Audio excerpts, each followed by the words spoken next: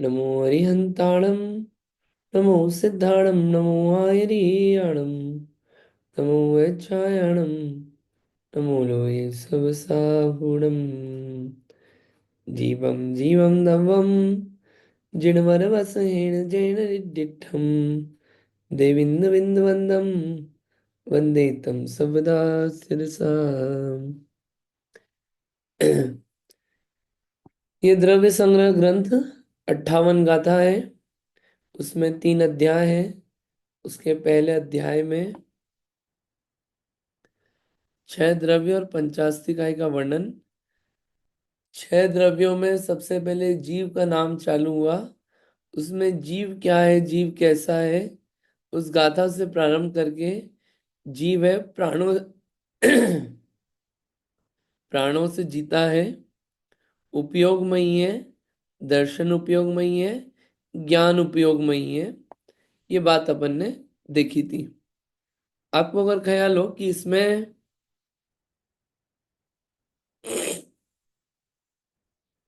ये गाथा नंबर 6 पढ़ी थी।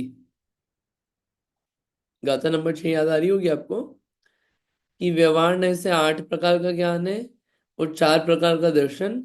ये सामान्य रूप से जीव का लक्षण कहा है। शुद्ध नय की अपेक्षा से शुद्ध ज्ञान दर्शन को जीव का लक्षण कहा है। अब देखिए इसमें आगे चलते हैं।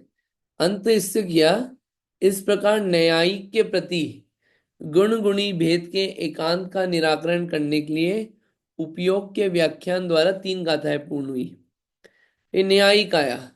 न्यायिक लोग क्या मानते हैं वो बात समझते हैं थोड़ी सी, फिर आगे की बात करेंगे।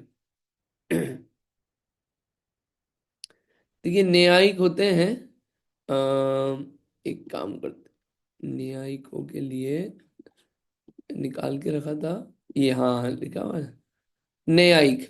जैसे चारवाक मत है वैसे एक न्यायिक मत भी है। ये न्यायिक वाले इन 16 चीजों से, पदार्थों का जो तत्व ज्ञान होता है उससे मोक्ष मानते हैं। उसमें भी कुछ समस्या है, उसकी बात नहीं कर रहे अपन अभी। जो मोटी बात अभी पकड़ में आएगी उसकी बात करते हैं।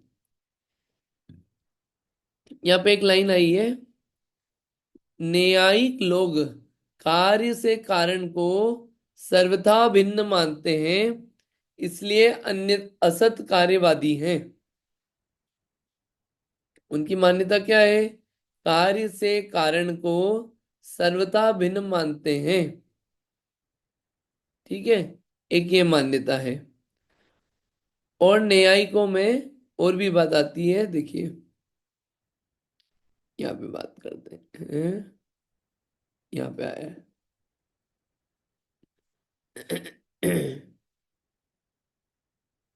ये वैशेषिक का पढ़ेंगे अपन।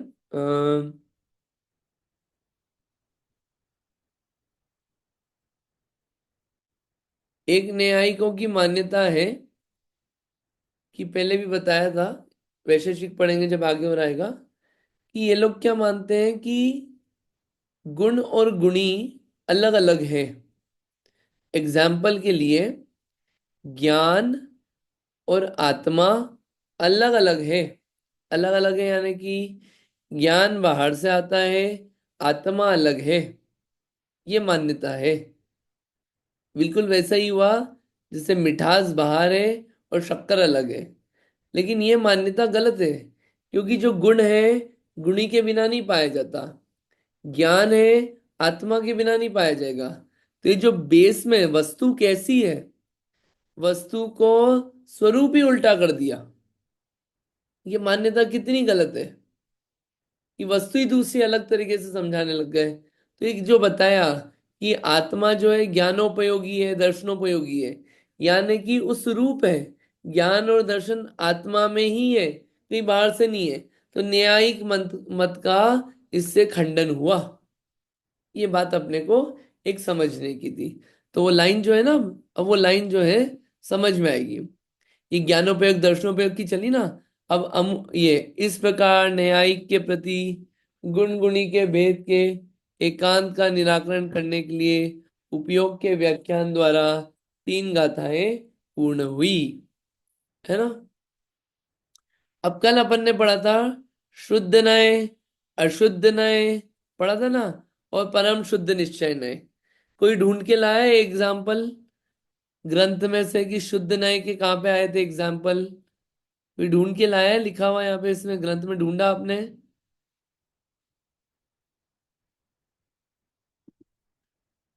ऐसा लग नहीं रहा है ढूंढा है। चलिए मैं आपको इसमें से बता देता हूँ क्यों पढ़ा था अपन ने। देखिए, गाथा नंबर 2, दो नहीं 3, क्या लिखा है गाथा नंबर 3 में? देखिए, सर्व जीव शुद्ध बुद्ध एक स्वभाव वाले हैं। ये किसका वर्णन है? शुद्ध निश्चय नय का लक्षण है। रागादि ही जीव है, यह अशुद्ध निश्चय नय का लक्षण है। समझ में आया? एक एग्जाम्पल आ गया ना शुद्ध अशुद्ध का। शुद्ध नय से क्या बोलेंगे? सारे जीव शुद्ध बुद्ध एक स्वभाव वाले हैं। ये क्या है? शुद्ध निश्चय नय की अपेक्षा से। और रागादि ही जीव है, रागादि रूप परिणमन करने वाले ही जीव हैं। यानी कि अशुद्ध पर्याय से जीव को देखा ना, तो वो क्या है? अशुद्ध निश्चय नय का कथन है। समझ में आई बात यहाँ पे? एक ही एग्जाम्पल आया था। एक और एग्जाम्पल क्या आया? देखिए यहाँ पे आया था एक, ये अपन ने पढ़ा था ना, ज्ञानोपयोग वाला, गाथा नंबर 6। देखिए गाथा नंबर 6 में शुद्ध नय की अपेक्षा से शुद्ध ज्ञान दर्शन को जीव का लक्षण कहा। देखिए, अशुद्ध ज्ञान दर्शन को जीव का लक्षण कहें तो कौन से नय से? अशुद्ध नय से। ठीक है। और शुद्ध ज्ञान दर्शन को जीव का लक्षण कहा, यानी कि शुद्ध केवल ज्ञान केवल दर्शन को जीव का लक्षण कहा। तो किस अपेक्षा से? शुद्ध नय की अपेक्षा से। और अगर हम बोले कि नहीं, मति ज्ञान रूप जीव है, ये अशुद्ध नय की अपेक्षा से। समझ में आई बात? ये शुद्ध अशुद्ध नय का यहाँ पे आया ये। देखिए अंतर पड़ता है कि शुद्ध नय पूरा प्योर माल, प्योर प्योर वस्तु से बता रहा है। अशुद्ध अशुद्ध पर्याय से बता रहा है। और परम शुद्ध अखंड वस्तु को बता रहा है। वहां पे ये ऐसे नहीं बताएगा ज्ञान दर्शन, इससे अखंड वस्तु बताएगा। समझ में आया ये अंतर? आई होप थोड़ा और क्लियर हुआ होगा आप लोगों ने, ये एग्जाम्पल अपन ने अभी देखे तो। आज अपने को दो काम करना है। सद्भुत असद्भुत उपचरित अनुपचरित पढ़ेंगे, लेकिन उससे पहले एक गाथा आगे पढ़ लेते हैं, ताकि अपना ग्रंथ भी आगे आगे थोड़ा थोड़ा चलेगा। ठीक है, ऐसे पीछे पीछे चलते जाएंगे अपन बार बार, अंडरस्टैंडिंग बढ़ती जाएगी। अब दो हो गए अपने, एक तो प्राण वाला जीव जीता है, और एक उपयोग वाला। उपयोग की 3 गाथा हो गई। अब एक गाथा आती है अगली, कौन सा? जीवो उवो गमो अमुत्ति, यानी कि अमूर्तिक है। अमूर्तिक को समझाने के लिए गाथा है। अथ अमूर्त अतीन्द्रिय निज आत्म द्रव्य संवित्ति रहितेन मूर्त पंचेंद्रिय विषय आसक्तेन च यत उपार्जितम मूर्तम कर्म तत् उदयेन व्यवहारेण मूर्तः अपि निश्चयेन अमूर्तो जीव इति उपदिशति। ठीक है, संस्कृत आसान है इसकी, समझ में आती है सीधे सीधे। क्या बोल रहे हैं? अथ अब, अमूर्त, ये आठ उठा ना, अमूर्त अतीन्द्रिय निज आत्म द्रव्य के संवित्ति, यानी कि ज्ञान से रहित होने से, और मूर्त पंचेंद्रिय विषय में आसक्त होने से, यदुपार्जित जो क्या उपार्जित हुआ? मूर्त कर्म। जो मूर्त कर्म उपार्जित किया है, तदुदयन उसके उदय से, व्यवहारेण व्यवहार से जीव मूर्त है, तो भी निश्चयन निश्चय से जीव अमूर्त है, ऐसा उपदेश करते हैं। ये जो ऊपर पढ़ते हैं ना 2 लाइन, इसको बोलते हैं उत्थानिका। इस उत्थानिका के अकॉर्डिंग गाथा पढ़ते हैं, अर्थ समझ में आएगा आपको, बात समझ में आ जाएगी। गाथा पढ़ेंगे।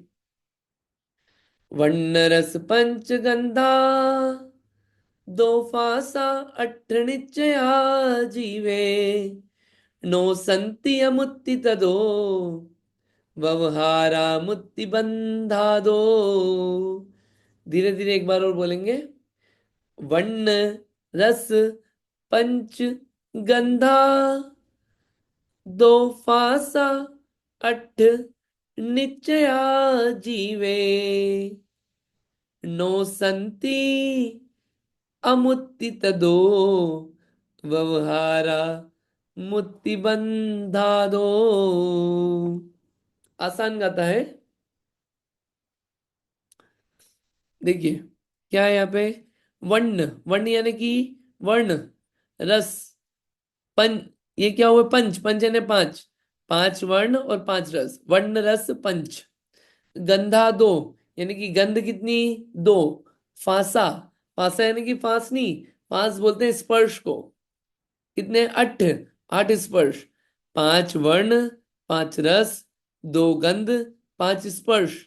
निश्चया जीवे नो संति अमुत्ति तदो, कि निश्चय से जीव में ये नहीं है, वो तो अमूर्तिक है।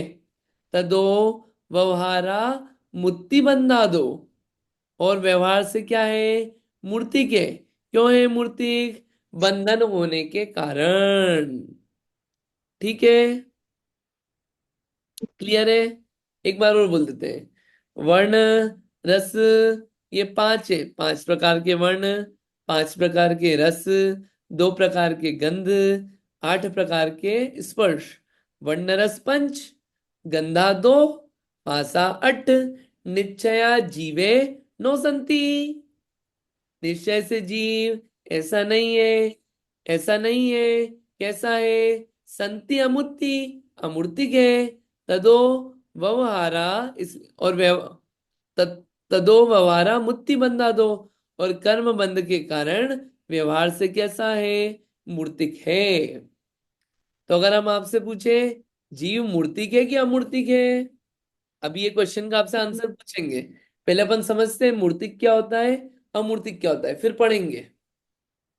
देखिए, जिसमें स्पर्श रस गंध वर्ण हो उसे कहते हैं मूर्तिक। ठीक है, जिसमें स्पर्श रस गंध वर्ण हो उसे कहते हैं मूर्तिक। और जिसमें स्पर्श रस गंध वर्ण नहीं हो उसे कहते हैं अमूर्तिक। ये परिभाषा आप याद रखना, हर जगह काम आएगी। ठीक, अब इसमें देखिए, स्पर्श रस गंध वर्ण क्या होता है। स्पर्श, फासा है ना, फासा, फासा अपन लाइन से चलते हैं। वर्ण, वर्ण रस पंच, वर्ण पांच, पांच प्रकार के वर्ण होते हैं। काला, सफेद, नीला, पीला, लाल, ऐसे पांच होते हैं वर्ण। ठीक है, इन पांच प्रकार के वर्णों से बाकी सब वर्ण बनते हैं। ये वर्ण गुण है। ठीक, रस, रस पांच प्रकार के होते हैं। खट्टा, मीठा, कड़वा, कषायला और चरपरा। ये पांच क्या होते हैं, रस होते हैं। ठीक, ये पंच हो गए। कषाय, गंधा, गंधा दो, गंध दो प्रकार की, एक सुगंध एक दुर्गंध।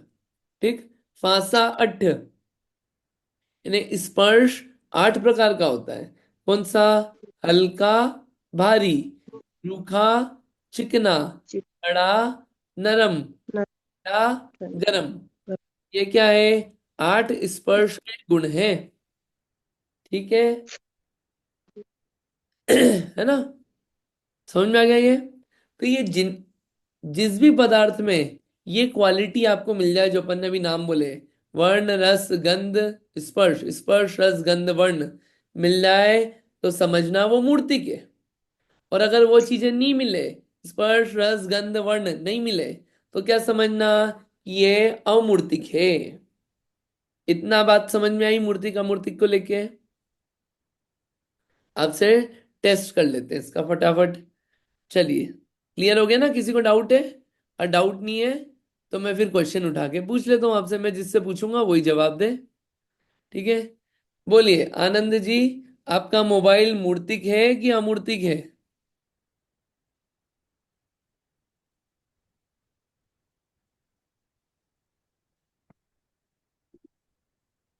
अमूर्तिक।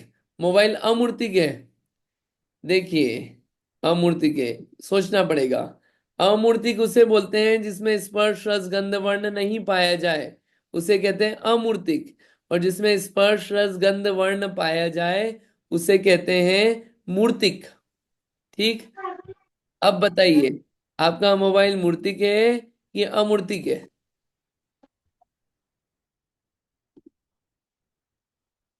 हाँ, मूर्तिक है। अब आपका मैसेज लिखा हुआ आ गया, मूर्तिक है। क्यों मूर्तिक है?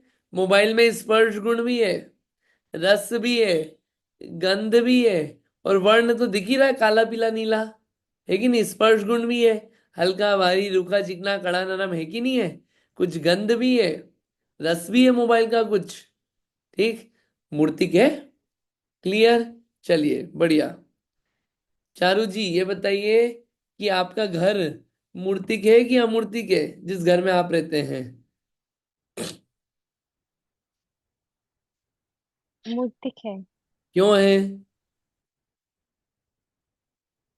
अम, स्पर्श है और मतलब गंध भी होती है, रंग भी होता है और वर्ण, रंग हो गया और गंध, रस, रस। स्पर्श, सब कुछ है उसमें। हाँ, हाँ, चारों गुण है, इसलिए वो क्या है? मूर्तिक है।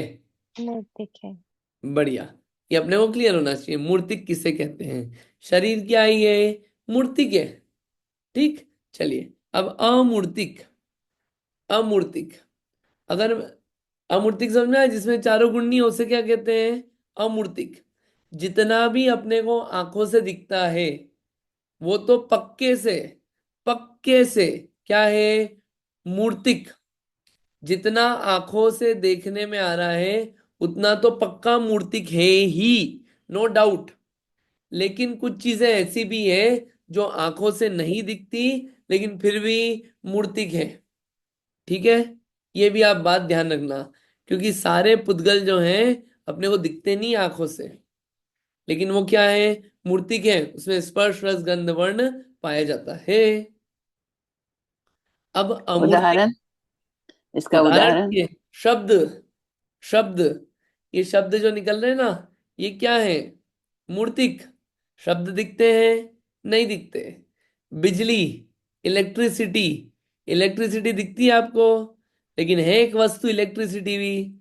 अमूर्तिक। क्या मूर्तिक? क्या मतलब, सॉरी, अपने को नहीं दिख रही है लेकिन मूर्तिक है। स्पर्श रस गंध वर्ण है। जरूरी नहीं अपने को देखने में। छोटे छोटे पार्टिकल्स रहते हैं, परमाणु। परमाणु अपने को देखने में नहीं आता लेकिन मूर्तिक है। इसके अलावा छोटे छोटे कीड़े जो कि देखने में नहीं आते अपने को, उनके शरीर को देखो, मूर्तिक है। बहुत सारी चीजें, छोटा सा बाल हो, बहुत छोटा सा, कई बार देखने में नहीं आता, क्या है? मूर्तिक, आंखों से दिखता ही नहीं है। ठीक। कुछ चीजें माइक्रोस्कोप से देखते हैं अपन, क्या है? मूर्तिक है। आत्मा नहीं दिखेगा। ठीक है, आत्मा नहीं दिख पाएगा। अब अगला क्या है? अमूर्तिक। तो यहां पे कहा कि वास्तविकता में तो आत्मा अमूर्तिक है।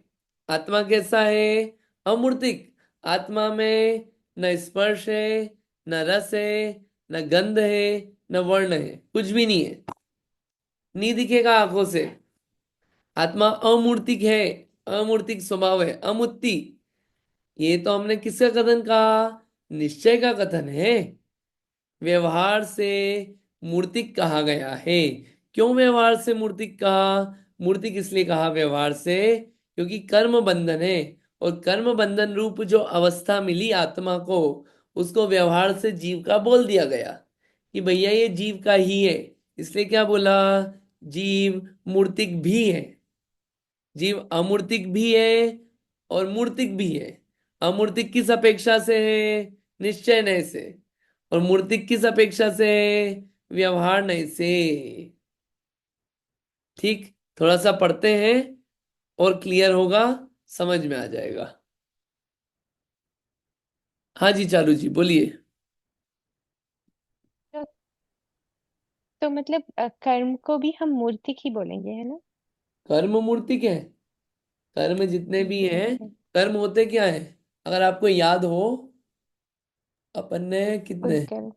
नहीं, 2.5 2 साल ही हो गए, 1 साल और 3 साल, 2.5 साल पहले अपन ने कर्म सिद्धांत पढ़ा था, अगर आपको याद हो तो।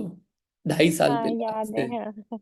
10 लक्षण के पहले, 10 लक्षण के लास्ट डे कंप्लीट हुआ था, ये चालू होने के पहले। उसमें कर्म सिद्धांत में अपन ने पढ़ा था कि कर्म जो है ये पुद्गल परमाणु है, और पुद्गल परमाणु है यानी कि इसमें स्पर्श रस गंध वर्ण है। स्पर्श रस गंध वर्ण है यानी कि मूर्तिक है। ठीक, आपकी बात का राइट ये राइट। जवाब है। बढ़िया। Thank you. चलिए आगे पढ़ते हैं अपन। इस गाथा का अर्थ पढ़ेंगे, फिर टीका पढ़ेंगे, फिर अपने को बात समझ में आएगी। फिर थोड़े से नए और पढ़ेंगे आज अपन, ताकि और समझ में डेवलप होगी अपनी। आपको निश्चय और व्यवहार याद है कि नहीं, कि भूल गए? बोलिए, किसी को याद है व्हाट इज निश्चय एंड व्हाट इज व्यवहार? नीतू दीदी याद है? निश्चय क्या है, व्यवहार क्या है?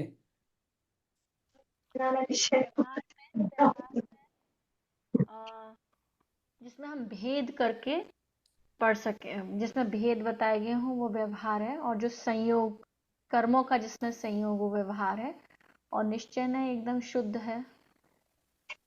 अशुद्ध भी हो सकता है, आपका भाव हाँ मैं समझ गया। निश्चय नय अभेद, वस्तु के अभेद स्वरूप को बताता है निश्चय नय। हाँ ठीक हाँ है, अभेद स्वरूप। और भेद को बताता है व्यवहार। एक डेफिनेशन ये हुई। दूसरी हम्म। डेफिनेशन, वस्तु के अंदर में जाके कि वास्तविकता में वस्तु कैसी है, वो ऊपर ऊपर से नहीं देखता है, अंदर से देखता है। वो क्या है, निश्चय नय का कथन है। और जो बहिरंग विषय की मुख्यता से कथन करता है, वो क्या है, उसके संबंध, उसको संबंध में जो चीजें मिली है उससे जो कथन करता है वस्तु का, उसे बोलते हैं व्यवहार नय। ठीक है, अपन इसको गाथा का अर्थ पढ़ते हैं, आगे की बात समझ में आएगी। पढ़िए नीतू दीदी, गाथा अर्थ।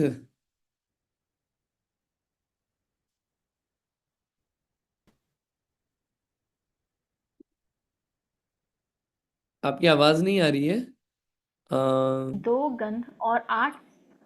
आपको आवाज आ रही है? हाँ अब आ रही कैन है, यू हियर पढ़िए। मी? हाँ यस, अब पढ़िए। हाँ। गाथा नंबर 7। निश्चय से जीव में 5 वर्ण, 5 रस, 2 गंध और 8 स्पर्श नहीं है, अतः जीव अमूर्तिक है। व्यवहार नय की अपेक्षा से कर्मबंध होने से जीव मूर्तिक है। देखिए अब यहाँ पे समझ में आएगा। देखिए कितना व्यवस्थित बताया है। ये रहता है ना, जीव दिखता नहीं है। क्यों नहीं दिखता है? अरे भैया, उसमें गुण ही नहीं है दिखने जैसे। ना उसमें स्पर्श गुण है कि छू के समझ लो आत्मा है कि नहीं है ही नहीं। समझ में ही नहीं आएगा, हल्की है कि भारी है। 50 किलो की आत्मा है कि 40 किलो की है, हल्का भारीपना है ही नहीं। रूखी चिकना है ही नहीं, कोई क्रीम नहीं लगा सकते आत्मा पे। कड़क नरम है ही नहीं, और ठंडी गर्म है ही नहीं आत्मा, कि ठंड लग रही है तो आत्मा को स्वेटर पहना दो, गर्मी लग रही है तो आत्मा को ठंड में एसी में बिठा दो। आत्मा को जरूरत नहीं है इन सब चीजों की। आत्मा में ये गुण ही नहीं है ठंडे गर्म होने के, हल्के भारी बने के, रूखे चिकने के। आत्मा के लिए कुछ नहीं है ये सब। ठीक। गंध, आत्मा में से ना स्मेल आती है अच्छी वाली, ना बुरी वाली आती है। कुछ भी कर लो, भले ही दिन भर आप इत्र की दुकान पे बैठे रहो, डीओ परफ्यूम की दुकान पे बैठे रहो, बाथ एंड बॉडी वर्क्स पे बैठे रहो, कोई सी भी दुकान पे चले जाओ, नहीं आएगी आत्मा में से ना स्मेल आएगी ना बदबू आएगी, कुछ भी नहीं आएगी। गंध रहित है। और रस, आत्मा को चख ले। शरीर को अगर अपन चखेंगे तो कुछ स्वाद आएगा, नमकीन नमकीन स्वाद आ जाएगा। आत्मा का कोई स्वाद नहीं है। न मीठी आत्मा है, न खट्टी आत्मा है, न चरपरी, न कषायली, कुछ नहीं है ही नहीं आत्मा ऐसी। और कलर, कलर बता दो आत्मा का, कि बाहर शरीर अगर गोरा है तो आत्मा गोरी है, नहीं, आत्मा गोरी नहीं है। आत्मा काली भी नहीं है। आत्मा हरी पीली नीली कुछ भी नहीं है, लाल कुछ नहीं है। अपन आंखें बंद करें, मतलब ये समझने से इतना क्लियर होता है। आंखें बंद करो आप कभी, कि आत्मा का ध्यान कर रहे हैं, कुछ काला काला दिखे तो ये मत समझना आत्मा है। कुछ सफेद सफेद दिखने लगे तो ये मत समझना वो आत्मा है। क्यों? क्योंकि आत्मा तो वैसा है ही नहीं। आत्मा तो सिर्फ अनुभवन में आता है। आत्मा ऐसा नहीं हुआ कि दिखेगा वो, क्योंकि दिखने से अपन क्या समझते हैं, कुछ कलर दिखेगा, है ही नहीं उसमें कुछ कलर। मतलब इतना आश्चर्य होता है, आप आश्चर्य देखो कि चीज है, उसमें कलर नहीं है। चीज है, कोई टेस्ट नहीं है। चीज है, ठंडी बारी हल्की भी, रूखी चिकनी नहीं है। कितनी गजब की बात है। दुनिया की हर चीजों में कुछ वेट होता है, इसमें नहीं है। ऐसा आत्मा है, कुछ हटके चीज है ये। इससे ये गुण समझने से उस फोकस जाता है, कुछ हटके चीज है। नॉर्मल चीजें नहीं है जो दुनिया में देखते हैं अपन। ठीक, तो वास्तविकता में आत्मा इन सबसे रहित है, अमूर्तिक है। और व्यवहार नए से देखो, अभी देखो ये निश्चय से बताया है ऐसा। व्यवहार नए से कैसा है आत्मा? व्यवहार नए से देखो, कर्म बंधन है ना, अभी कर्म बंधन है, तो हमने क्या करा, मिला जुला के बोल दिया। ये दो द्रव्यों को एक साथ मिला के बोल दिया कि भैया आत्मा है, कैसी है, मूर्तिक है। क्यों? कर्म बंध है, कर्म मूर्तिक है। उस कर्म के उदय से शरीर मिला है, और शरीर और आत्मा को मिला जुला के कह दिया कि भैया आत्मा है, ये आत्मा है। तो इसलिए क्या बोला, मूर्तिक है आत्मा। ठीक है, दोनों अपेक्षा समझना। व्यवहार नए अभेद, सॉरी, व्यवहार नए अ, मिला जुला के बोलेगा, यानी कि बहिरंग विषय को फोकस करके बोलेगा, बाहर से जो दिखेगा। और निश्चय नए अंदर में, कोर में आत्मा जैसी है वैसी बताएगा। तो इससे अपने को समझ में आता है आत्मा है कैसी। अपन बोलते हैं मैं आत्मा हूं, मैं जी हूं, लेकिन हूं तो कैसा हूं। एक पूजा आती है, एक पूजा में, कौन सी मैं भूल गया, मैं चेतन हूं तो कैसा हूं, इससे ही अनजाना रहा। कि मैं चेतन हूं ये तो सुन लिया, लेकिन कैसा हूं इससे अनजाना रहा मैं। तो कैसा हूं वो बताने के लिए बता रहे हैं, चैतन्य प्राणों से जीता है, निश्चय नय, शुद्ध ज्ञान दर्शन स्वभाव वाला है, शुद्ध नय, निश्चय नय, अमूर्तिक है। आत्मा दिखा रहे, पूरा आत्मा देखना है ना, आत्मा दिखा रहे। समझ में आ रही है बात? क्लियर हुआ निश्चय व्यवहार ना इससे एग्जाम्पल से? आगे अपन टीका को पढ़ते हैं। हाँ जी, पढ़ी नहीं तू दीदी टीका? वर्ण रस पंच गंधा दो फासा अठऋक्षया जीवेणो संति। श्वेत, पीत, नील, लाल और कृष्ण ये 5 रंग। चरपरा, कड़वा, कषैला, खट्टा और मधुर ये 5 रस। सुगंध और दुर्गंध ये 2 गंध। शीत शीत, उष्ण, स्निग्ध, रुक्ष, कोमल, कठोर, हल्का और भारी ये 8 स्पर्श। ऋक्षया शुद्ध निश्चय से शुद्ध बुद्ध एक स्वभाव वाले शुद्ध जीव में नहीं है। अमुत्ति तदो, इस कारण यह जीव अमूर्त है। यदि जीव अमूर्तिक है तो उसे कर्मबंध किस प्रकार होता है? व्यवहारा मुक्ति, क्योंकि जीव अनुपचरित असद्भूत व्यवहार नय से मूर्त है, अतः कर्म बंध होता है। जीव मूर्त किस कारण से है? बंधादो, अनंत ज्ञानादि की उपलब्धि जिसका लक्षण है, ऐसे मोक्ष से विलक्षण अनादि कर्म बंधन के कारण जीव मूर्त है। तथा अन्यत्र जीव का लक्षण कथंचित मूर्त और कथंचित अमूर्त कहा है। वह इस प्रकार कर्मबंध प्रति जीव की एकता है और लक्षण से उसकी भिन्नता है, अतः एकांत से जीव को अमूर्तिकपना नहीं है। देखिए, तात्पर्य यह एक है। मिनट एक मिनट रुकिए, हम्म चलिए पढ़ लीजिए फिर एक साथ समझाएंगे, पढ़िए। हाँ, तात्पर्य यह है कि जिस अमूर्त आत्मा की प्राप्ति के बिना अनादि संसार में इस जीव ने भ्रमण किया है, उसी अमूर्तिक आत्मा का मूर्त पंचेंद्रिय के विषयों के त्याग द्वारा निरंतर ध्यान करना चाहिए। इस प्रकार भट्ट और चार्वाक मत के प्रति अमूर्त जीव की स्थापना को मुख्यतः से सूत्र कहा। अब देखिए निष्क्रिय अमूर्त हाँ बस इतना टंक। इतना इतना इतना ठीक ही। है, अगली गाथा चालू हो ठीक जाएगी फिर। ठीक है। भट्ट और चार्वाक एक शब्द आ गया। चार्वाक तो कल समझाया था, चार्वाक जीव को मानते ही नहीं है, या मानते हैं तो ये 5 भूतों से उत्पन्न हो गया, तो इन 5 भूतों से उत्पन्न होगा तो मूर्ति की होगा पैदा, ऐसा मानेंगे। तो चार्वाक मत का भी यहाँ पे निराकरण करा। और भट्ट मत की भी बात करेंगे, पर भट्ट क्या मानते हैं वो अगली बार बात करेंगे धीरे धीरे। लेकिन अभी इस गाथा को समझते क्या आया इसमें।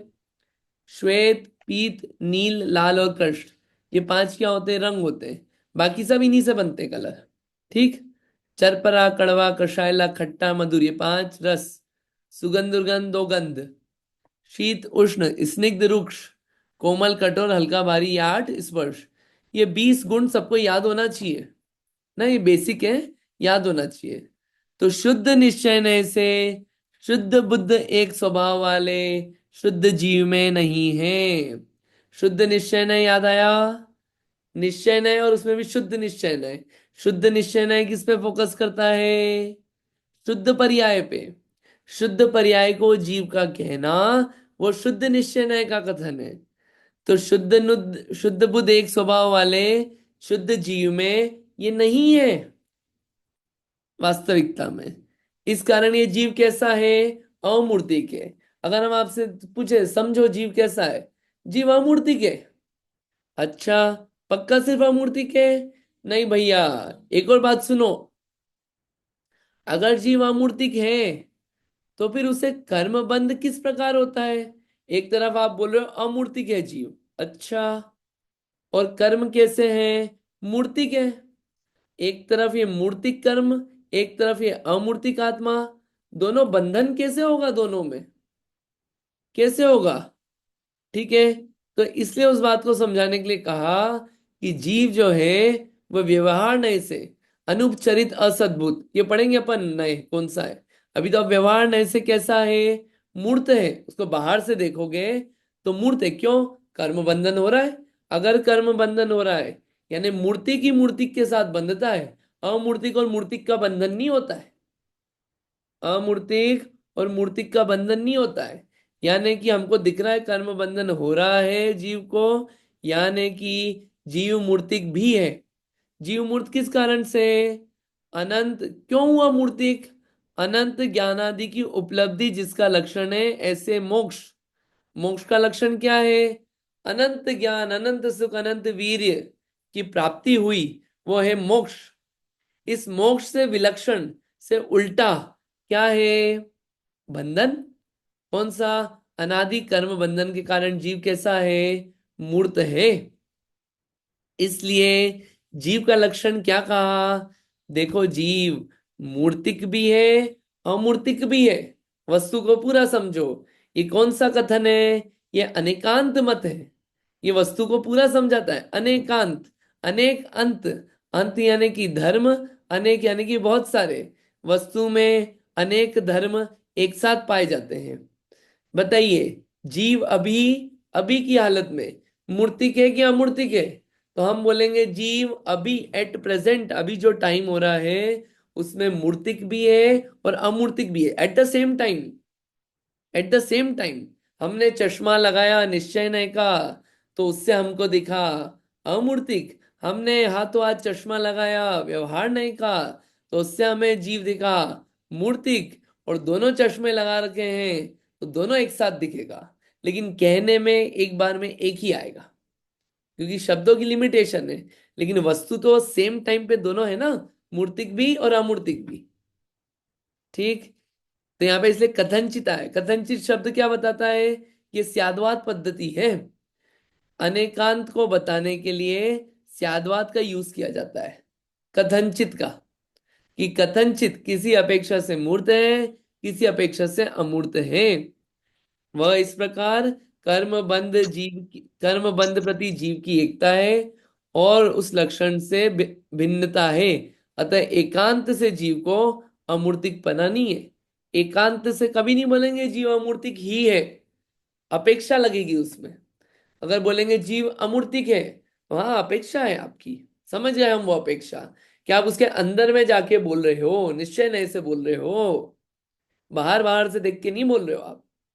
ठीक।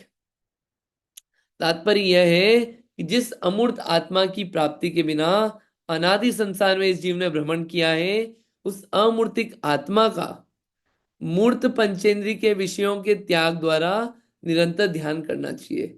मुद्दे की बात क्या है कि जीव में मूर्तिकपना क्यों समाया, क्योंकि कर्म बंधन है, तो इस कर्म बंधन से रहित निश्चय नय के द्वारा इस अमूर्तिक आत्मा का ध्यान किया जाए तो क्या होगा? ये भ्रमण मिटेगा। इस गाथा के द्वारा भट्ट और चार्वाक मत के प्रति अमूर्त जीव की स्थापना की मुख्यता से सूत्र कहा कि जीव कैसा है? अमुत्ति तदो, अमूर्तिक है। क्लैरिटी हुई थोड़ी सी? देखिए एक ये आपके पढ़ते बीच में हैं। आवाज चलेगी थोड़ी सी। अरे ओहो हो, कहाँ पे चली गई थी? तो किस जगह पे? वो सेंटेंस हो गया, वो पीछे आप गए थे ना, कौन सा वाला? यहाँ कथनचित के बाद थोड़ा सा ये कथनचित वाला, उसके बाद जो आप कह रहे थे थोड़ा सा चला गया। वो अनेकांत स्याद्वाद हो गया था, वो आ गया था। हाँ वो आ गया था, हाँ। इसमें इसलिए कहा, वह इस प्रकार कर्म बंध प्रति जीव की एकता है और लक्षण से उसकी भिन्नता है कि जीव और कर्म की एकता है कर्म बंधन के प्रति, और क्या है? लक्षण से उसकी भिन्नता है। अतः एकांत से जीव को अमूर्तिक बनानी है। एकांत से जीव अमूर्तिक नहीं है, जीव कथनचित मूर्त भी है और अमूर्तिक भी है। इसलिए जीव का ध्यान जो करना निरंतर, कैसा?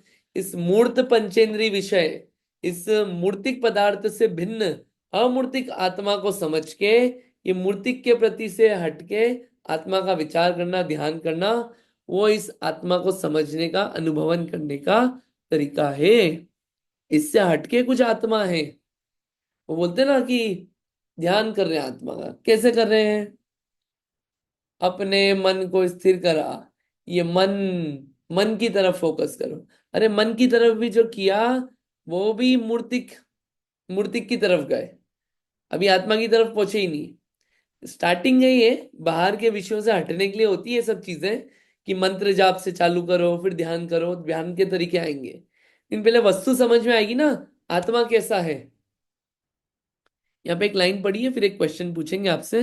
पढ़िए नीतू दीदी, ये लिखा है यहाँ पे, उद्गल कर्म। जी। हाँ। पुद्गल कर्म मेरे से अत्यंत भिन्न है, वस्तुतः मुझे लाभ हानि नहीं कर सकता है, ऐसा निर्णय कर अमूर्तिक निज त्रिकाली ध्रुव स्वभाव का आश्रय करना चाहिए।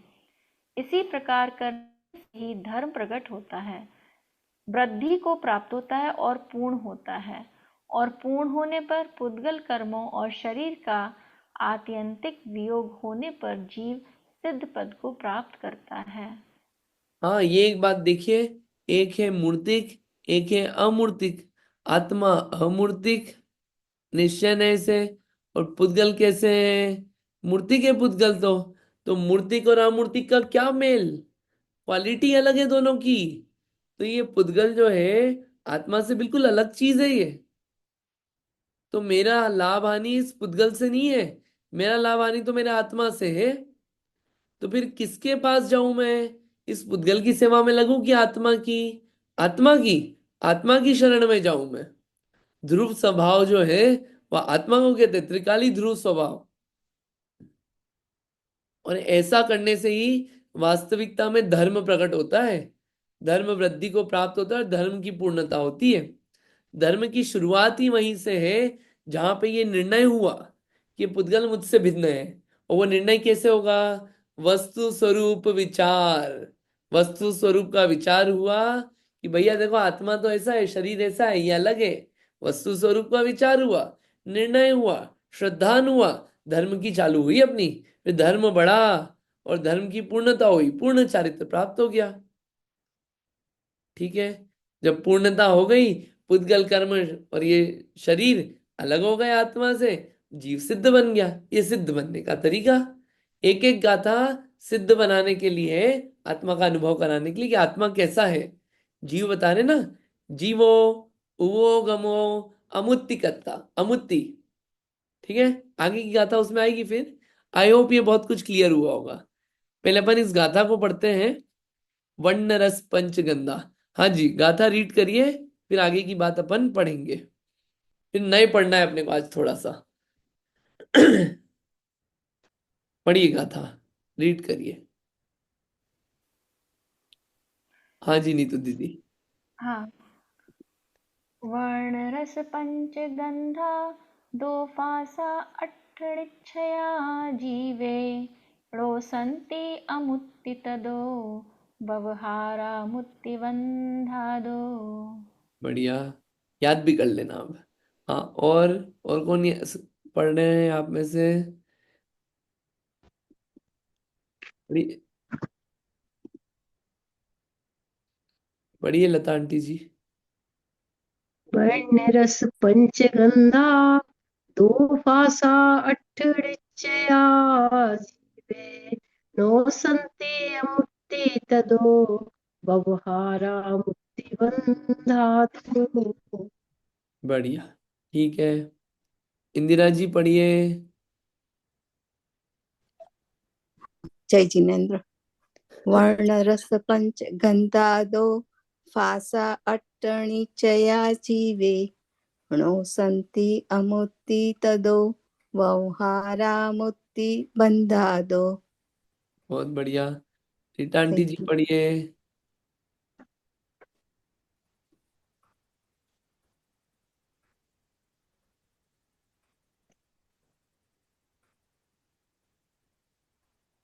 वर्णरस पंचगंधादो फासा अट्टनिचया जीवे णो संति अमुत्ति तदो व्यवहारा मुक्ति बंधादो। बढ़िया। और किसी को पढ़ना है आप में से तो रीड कर सकते हैं। हाँ जी, कुसुम आंटी जी पढ़िए। वर्णरस पंचगंधा दो फासा अट्ठनिचया जीवे नोक्तन्त्यमुत्तितद्दो व्यवहारा मुक्तिबन्धादो। बढ़िया, बहुत अच्छा। ठीक है। याद किसको हो गई गाथा है ये? कहाँ तक? गाथा नंबर 6 तक किसको याद हो गई? कल तो सुना दी थी आप दो लोगों ने तो, उमा आंटी जी, और आपने तो सुना दी थी लता आंटी जी। हाँ, आगे गाथा नीतू दीदी। हाँ, मैं सुनाती हूँ। हम्म।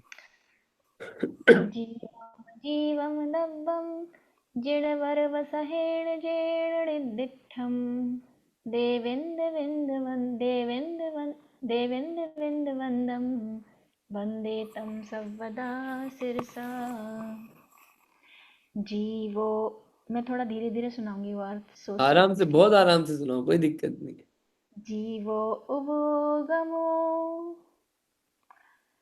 अमुत्तिकत्ता सदेह परिमाणो मुत्ता संसारत्थो सिद्धोसो विश्वसोढगई तिक्काले चदुपाणा इंदियवलमावाड़ पाणोया व्यवहारासो जीवो ऋक्षणे दुचेदण जस्स उभोगमो दिव्य उभोग उपयोग दो प्रकार का है। उभोग दिव्यत्तो दंशणाणं च दंशणं च दुधा चक्षु अचक्षु ओहि दंशणमद केवलं म्लेयम्।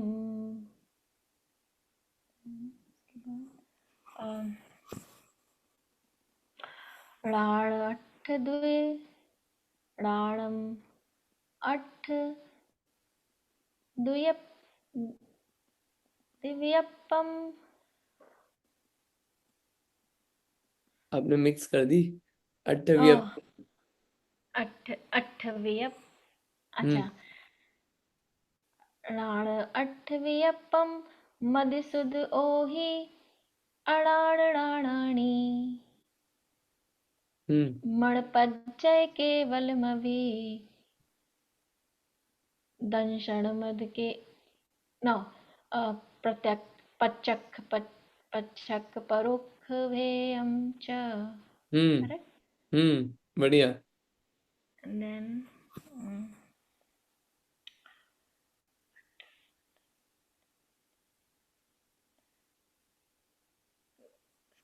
नेक्स्ट वाली कौन सी है? एक अट्ठ चदू। हाँ, अट्ठ अट्ठ चतुराण दंशन सामर्णं जीवलक्षणं भणियं व्यवहारा शुद्धणया शुद्धं पण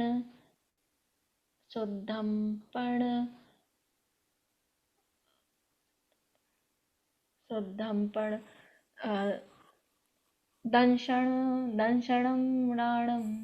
हाँ, शुद्धम पूर्ण दंसनम नाणम। चलो, गाड़ी आपकी लग गई किनारे, बढ़िया है। बाकी इसको पक्का कर लेना आप, है ना, हाँ भूल जाएंगे वरना। कल फिर पूछूंगा मैं आपसे। हाँ, ठीक है। और चारू जी, याद हुआ आगे? करा क्या आपने? अ, हाँ करा तो था पर याद नहीं हुआ, अभी दो शायद याद हो गए हैं, वो भी पक्का नहीं है। दूसरा सुना दीजिए, दूसरी वाली सुना दीजिए। जीवो उव ओगमो अमुत्तिकता सदेह परिमाणो व्यवहारासो जीवो नहीं भूल गई। भोता संसारथो सिद्धो सो। असो विसितो गई। बढ़िया, आपको याद है, रिवाइज कर लेना। ठीक है, चलो। और किसी ने याद किया कुछ? रीटा आंटी जी, गाथा नंबर 2 याद हो गई?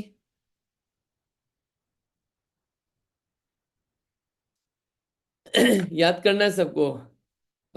ये आनंद भाई, आपको याद करना है गाथा, है ना, सुनानी है। चलिए अपन आगे बढ़ते हैं। देखिए, एक शब्द आ रहा है बार बार, व्यवहार नय। व्यवहार नय का थोड़ा सा समझते हैं अपन। व्यवहार नय के भेद जो आ रहे हैं, सद्भुत असद्भुत क्या होता है, समझते हैं। व्यवहार नय के दो भेद हैं। एक होता है असद्भुत, एक होता है सद्भुत। ठीक, असद्भुत और सद्भुत। असद्भुत क्या होता है? भेद को अभेद बताए, भेद को अलग अलग को एक बताए, उसे बोलते हैं असद्भुत। और सद्भुत बोलते हैं कि एक को अलग अलग बताए, उसे क्या बोलते हैं? सद्भुत। ये व्यवहार नय। अब देखिए, आप बोलेंगे, आवाज आ रही है ना? आप बोलेंगे व्यवहार निश्चय नय भी यही था कि जो अभेद बताए। निश्चय नय में जो अभेद बता रहे हैं वो किससे? वो पर्याय से। देखिए यहाँ पे ये एक क्वेश्चन क्लियर कर देते हैं। देखिए, कल जो बताया था ना, आपको याद आ जाएगा, रिकॉल हो जाएगा।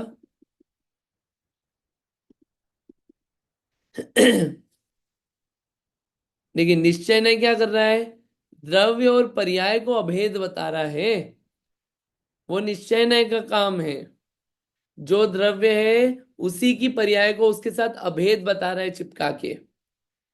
और व्यवहार नय क्या कर रहा है? असद्भुत व्यवहार नय दो द्रव्यों को अभेद बता रहा है।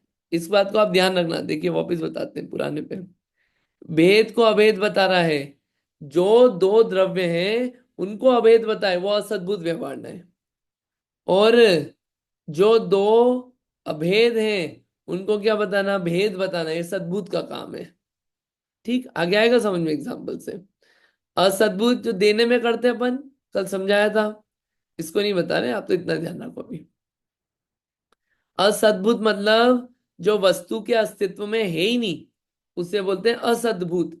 सतभूत, उसमें है ही नहीं उसकी सत्ता, उसका अस्तित्व ही नहीं है वस्तु में, उसे बोलते हैं असतभूत। भूत यानी होना, सत यानी कि अस्तित्व, अ यानी कि नहीं। जिसका अस्तित्व नहीं हो वस्तु में उसे कहते हैं असद्भुत। ठीक, भेद को अभेद बताना, दो द्रव्यों अलग अलग थे उनको एक बताना, ये क्या है? असद्भुत। वस्तु में है ही नहीं ऐसा अस्तित्व। सद्भुत, वस्तु के अस्तित्व में हो कि अभेद है, उसको भेद करके बताना। जैसे कि पुद्गल का स्पर्श रस गंध वर्ण, जीव का ज्ञान। तो ज्ञान और जीव अलग अलग थोड़ी है, लेकिन क्या करा? उसको अलग अलग करके बताया। ये जीव का ज्ञान है, अलग थोड़ी ज्ञान और जीव एक ही चीज है। लेकिन फिर क्या करा? उसको अभेद करके बताया, क्या भेद करके बताया। ठीक, ये क्या है? सद्भूत, जो वस्तु के अस्तित्व में हो। आगे चलूं? समझ में आ रहा है? नीतू दीदी, चारू जी, इंदिरा जी, कुसुम आंटी। अ, आप कोई ऐसा एक एग्जाम्पल के तौर बता सकते हैं क्या? बिल्कुल असद्भुत बता और सकते हैं, बिल्कुल। सद्भुत। चलिए एग्जाम्पल। असद्भुत। अ, ये मेरा शरीर है, ठीक है, ये मेरा है। शरीर को बोला ये मेरा है।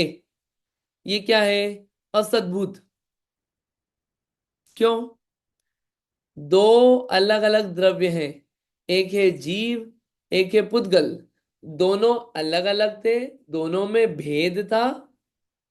देखो व्हाट इज डेफिनेशन? दोनों में भेद था। भेद को क्या बताया? अभेद। ये मेरा है, ये मैं हूं, ये मैं हूं। ये क्या बताया? अभेद बताया, भेद को अभेद बताया। शरीर और आत्मा को एक बता दिया। कैसे? असद्भुत। और एक और डेफिनेशन, ये वस्तु के अस्तित्व में है ही नहीं। वस्तु के अस्तित्व ही नहीं है ऐसा। वस्तु की सत्ता ऐसी है ही नहीं, वस्तु ऐसी है ही नहीं। लेकिन किसी अपेक्षा से हम बोल रहे हैं। कारण है क्यों बोल रहे हैं? सद्भुत, अभेद में भेद बताना। अभेद में भेद, जैसे कि आत्मा, ये आत्मा का ज्ञान है, ठीक है। तो ज्ञान और आत्मा को अलग अलग करके बताया ना, कि आत्मा में ज्ञान है, आत्मा में ज्ञान है, सुख है, वीर्य है, बोलते हैं ऐसा। तो आत्मा और आत्मा के गुण क्या दोनों अलग अलग है? नहीं। जो आत्मा है वही ज्ञान, वही दर्शन, सुख सब है, ठीक है। उसमें कोई भेद नहीं है कि अलग अलग से पड़े हुए मिले। लेकिन फिर भी उसको समझाने के लिए करा, अभेद वस्तु में भेद करके बताया। वस्तु को समझाना है ना, ये क्या हुआ? भेद करके बताया। अभेद में भेद। थोड़ा क्लियर हाँ, हुआ? बहुत अच्छा एग्जाम्पल। हाँ, जैसे हो गया, अभी ठीक क्लियर है। है। एक और बता थैंक यू। इसका एग्जाम्पल। चलो आप अभी और एग्जाम्पल आएंगे। शब्द ध्यान रखना, असद्भुत और सद्भुत। आगे अब अपन देखते हैं असद्भुत व्यवहार नहीं क्या होता है। थोड़ा सा टिपिकल लग सकता है, लेकिन डरना मत। असद्भुत के भी दो भेद हैं, एक है उपचरित, एक है अनुपचरित। कौन से? उपचार औपचारिक, अनुपचरित अनौपचारिक, ठीक है, फॉर्मल एंड इनफॉर्मल। उपचरित उपचार वाला, अनुपचरित अनुपचार वाला। उपचार किससे करते अपन? औपचारिक किससे रखते हैं अपन? फॉर्मल किससे रहते हैं? जो अपने दूर का रहता है उससे फॉर्मल बिहेव करते हैं। और अनौपचारिक, ज्यादा हम वो नहीं रखते, फॉर्मल नहीं रहते। अनुपचरित, अनुपचा अनौपचारिक रहते हैं। अनुपचरित यानी जिससे पास का संबंध हो, उसमें अनुपचरित लगता है। ठीक, क्लियर हुआ? जैसे घर के मम्मी पापा हैं, उनसे क्या अनौपचारिक बिहेवियर होता है अपना, इनफॉर्मल।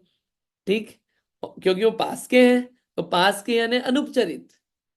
और दूर के, जैसे कि मम्मी के कोई मामा के बेटे की बेटी हो और वो आई हो, तो क्या औपचारिक रहते हैं अपन, फॉर्मल। दूर का संबंध है क्योंकि। क्लियर?